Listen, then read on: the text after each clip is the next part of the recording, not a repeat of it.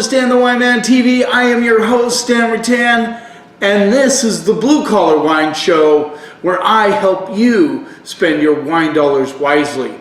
And I've been very excited to do this. I've had these bottles of wine sitting around just waiting to do this episode. These are two wines from my Winery of the Year, Longship Cellars, and I'm going to put the link down below. I interviewed Cassie and Kyle Welch, I believe it was last week. Yes, I went up last week, and it was very exciting to do that. They're very, very cool people. I love them a lot. I felt really good about the interview. I wish I would have got Cassie involved a little bit more. Sorry about that, Cassie. I watched the interview and I go, I should have asked her some specific questions.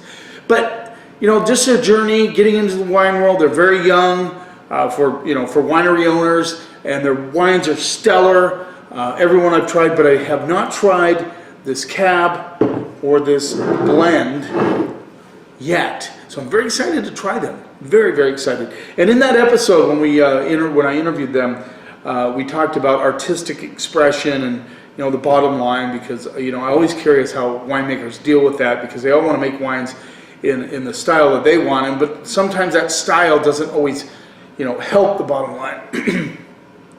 and sometimes it does. I mean, some winemakers just make wines that everybody likes, but some winemakers have an artistic side to them. They just want to make a wine a certain way, knowing that perhaps maybe it won't be necessarily marketable, if that makes any sense. So what Kyle said was he decided to make a blend because he's really big on Tempranillo. He likes it a lot, and he kind of fell in love with it in Spain and in the Rioja region. And he believes that Washington State makes some really good, or grows some really good Tempranillo. And he talked about the Numeral vineyard up there a little bit in the Columbia Valley appellation near Chelan, and he's sourcing his Tempranillo from there. So I'm very excited to try these wines, and we're going to get started right off the bat with the Longship Cellars 2016 Quinn Red Blend. There you go. That's it. Now I'm going to read the composition on the back. It is, if I can read it, 57% Tempranillo, 24% Malbec, 19% Cabernet Sauvignon. So hopefully that all adds up to 100. I'm sure it does. One time I read a label, and they actually, on purpose, the percentages were off. I don't know how they got that past the label people, but they did. So one of the ways you can express yourself artistically as a winemaker is to put it in a blend, because blends are super popular, and you call it a cool name like Quinn, and there you go. So this is, majority of this is well, let me see, make sure I got that right, 57% Tempranillo, 24% Malbec. So let's see what we get on the nose. This rolls in at $36. Very excited about this. Every wine I've tasted from them has been very good. Good QPR, quality to price ratio. Let's see what we get on the nose. Oh, I love the nose on this. Very smoky. I get a real smoky, a little bit of bacon fat, which is kind of curious. There's no Syrah on this, just Tempranillo. A little bit of that dry cardboard thing that I get on some wines.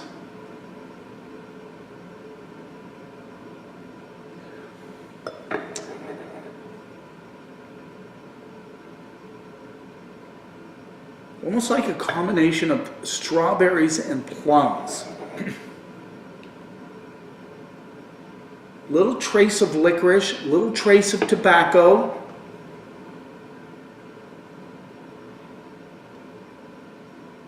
Yeah, interesting, kind of a strawberry plum.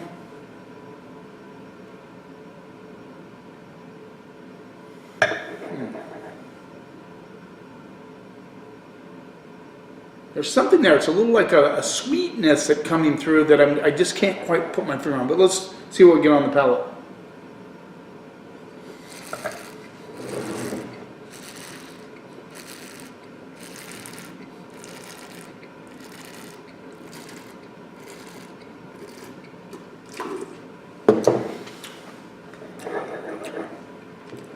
A little bit chewy. This is a serious wine. This is like a I can already see this ageability on this wine is tremendous. Good complexity, good integration of acid, fruit. There's a little bit of minerality coming through on this wine, which I find quite interesting.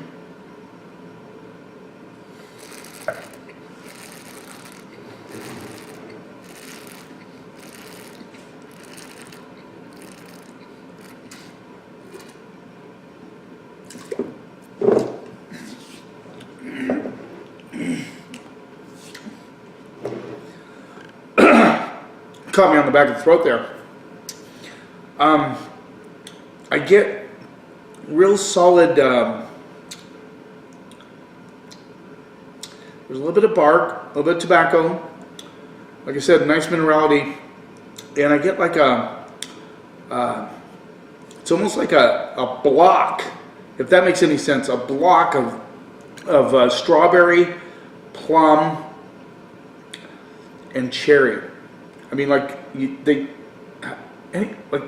a block, like a candy bar almost. Has that solid structure, not candy bar. Do you know what I mean? They put it together, all together, and it has that good chewy structure to it. I like it.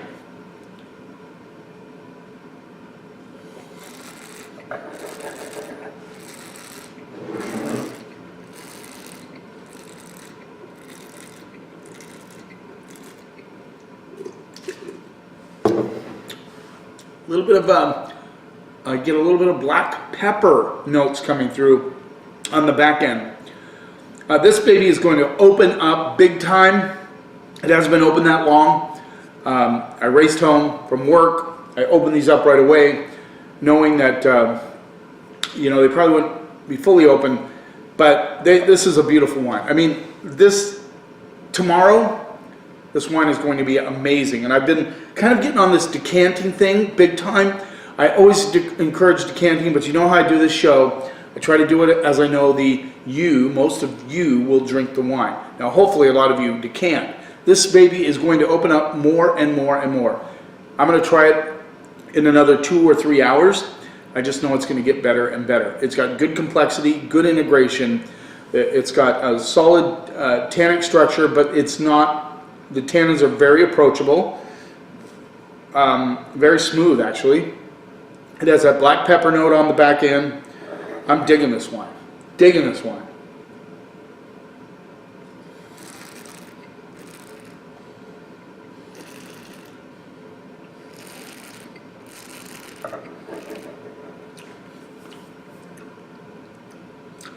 Big time tobacco notes, big time tobacco notes on the finish.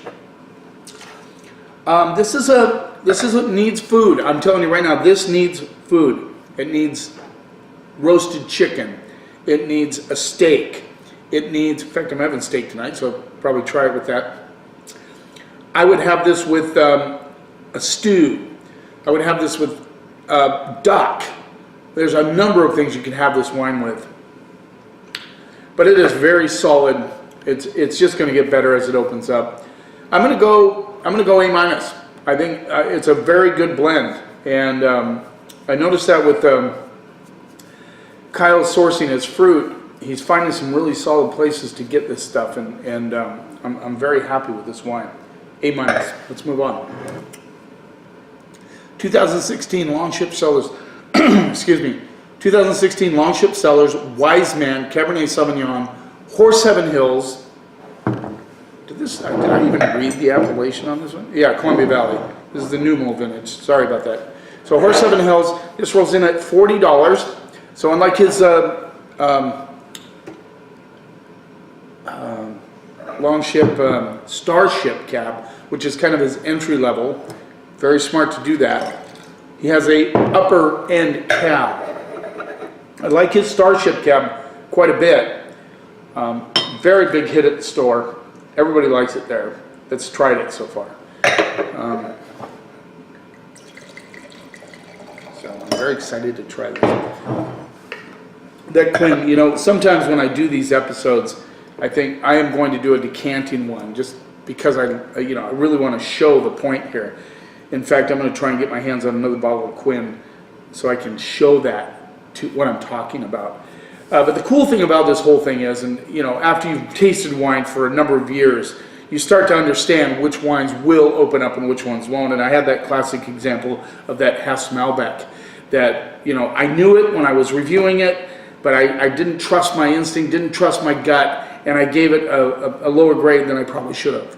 But this one is definitely an A-. This is going to open up. It's going to be a beautiful wine. I would decant this wine easily for 2 to 3 hours and then drink it.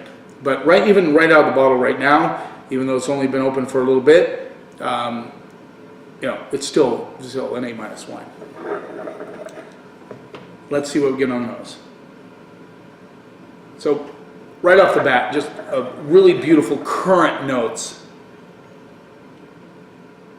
Solid currant notes with a little bit of chocolate coming through. Get a little tobacco with those currants. This is just a classic solid cab nose. Let's see what we get on the palate.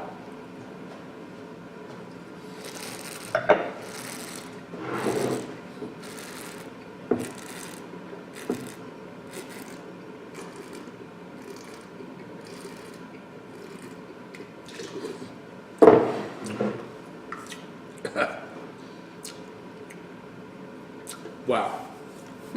Wow. This is a very cool Cabernet Sauvignon. It has the structure, but the tannins are almost slick, like ball bearing slick. You know, they just slick across the palate.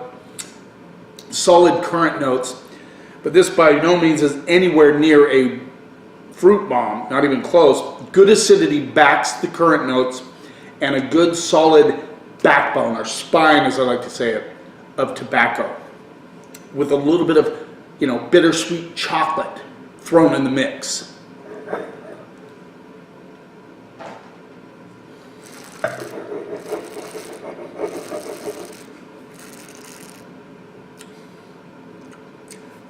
Seamless integration. I mean, there's just everything kind of falls together with this wine. Finishes with a load, a boatload, a crap load of tobacco. A little bit of bark coming through.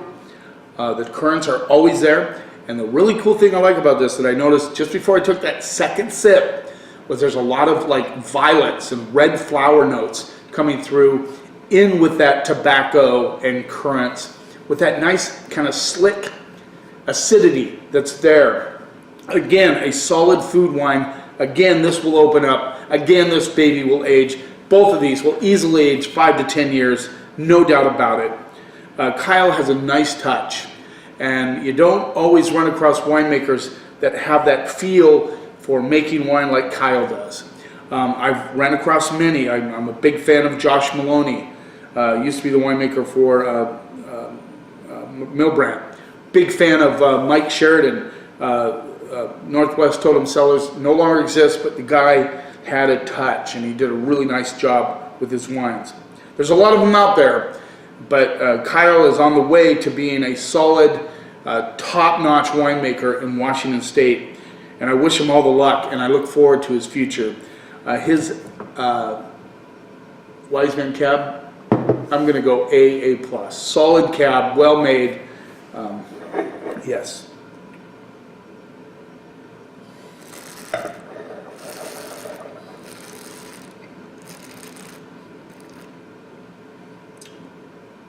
Yeah, good structure, good complexity. Kyle told me, I asked him if you made wines to go with food. He said, I know you asked me that question, and you'll see it in the interview if you watch. I'll have the link down here. He said, I just want to make my wines interesting, and he has attained that. I was afraid I wouldn't like these wines. You know, we dive into this stuff. He's my winery of the year. I've never tried these wines. And I would be honest, absolutely, if I had to be, well, I always have to be. And so I would have given them a lower grade if that's what they deserve, but these guys are definitely up there. Top-notch wines. Thanks for taking a few minutes out of your day to watch. I really appreciate it. I put a video up on Tuesdays and Fridays, unless something happens. I've been very consistent about that. Thank you for the comments. Thank you for subscribing. If you haven't subscribed yet, please subscribe. I'd really appreciate it. You keep watching, and I'll keep helping you spend your wine dollars wisely.